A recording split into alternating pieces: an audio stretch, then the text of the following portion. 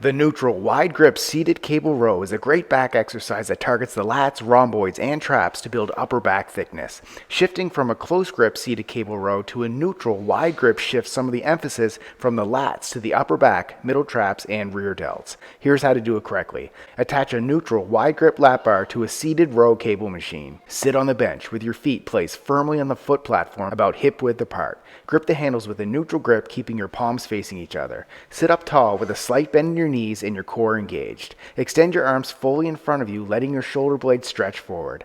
Exhale, then begin the row by retracting your shoulder blades and pulling the handles towards your lower chest. Keep your elbows close to your body but slightly flared out. Focus on engaging your back muscles, specifically your lats and rhomboids as you pull, rather than relying on arm strength. Once the handles reach your lower chest, squeeze your shoulder blades together, holding the contraction for a brief moment to fully engage the back muscles. Avoid leaning too far back as you row, as the goal is to keep your torso stable and mostly upright throughout the movement. Inhale, then under control, slowly extend your arms back to the starting position while allowing for a slight forward lean to feel a deep stretch. Repeat for reps. Subscribe to get a new exercise video demo every day.